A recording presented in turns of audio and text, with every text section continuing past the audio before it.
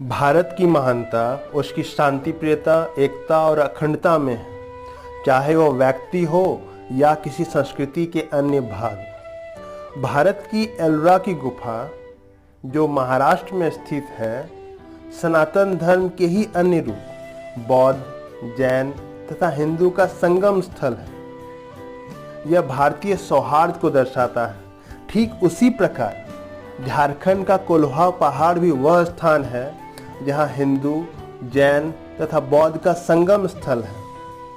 यहाँ पर तीनों धर्मों की मूर्तियां समान रूप में विद्यमान है और पूजनीय भी।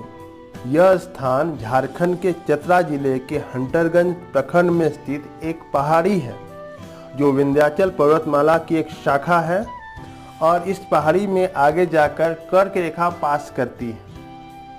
यहाँ 1575 फीट ऊपर कोल्हेश्वरी माँ का मंदिर है, अर्थात दुर्गा माँ का मंदिर, जो अति प्रसिद्ध है। इसकी प्रसिद्धि का आकलन आप इसी बात से कर सकते हैं कि आसपास के क्षेत्र को इन्हीं के नाम से जाना जाता है, अर्थात कोल्हेश्वरी माँ का मंदिर के नाम से ही जाना जाता है। यहाँ 1575 फीट पर जाने का एक जटिल रास्ता है। वर्तमान में झारखंड सरकार द्वारा यहाँ सीढ़ी का निर्माण कराया गया है ताकि श्रद्धालु सहजतापूर्वक माता के दर्शन के लिए जा सकें। फिर भी श्रद्धालुओं को माता के दर्शन के लिए 1 से 2 घंटे की कठिन चढ़ाई चढ़नी पड़ती है। इस स्थान की एक विशेष बात यह है कि यहाँ 1575 फीट ऊपर एक तालाब का होना है। इतनी ऊंचाई पर किसी तालाब का होना निश्चय ही किसी चमत्कार से कम नहीं है। कहा जाता है कि यह तालाब गर्मियों में भी नहीं सूखता है।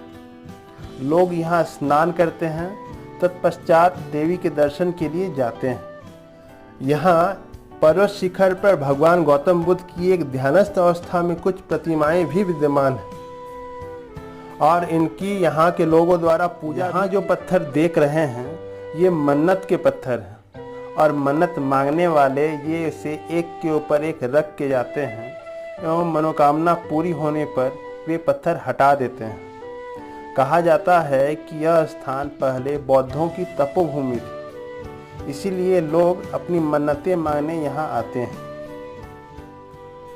वहीं यहाँ जैन तीर्थंकर ऋषभदेव एवं पार्श्वनाथ की भी प्रतिमाएं विद्यमान हैं।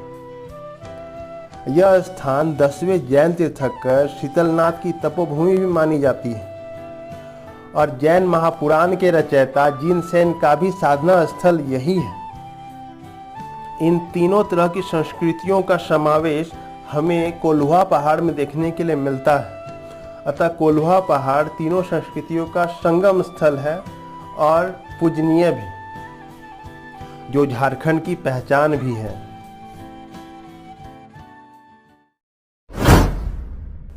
इसी तरह की बातों को जानने के लिए मेरे चैनल को लाइक करें, शेयर करें, सब्सक्राइब करें और हाँ, नोटिफिकेशन बेल बजाना न भूलें। धन्यवाद।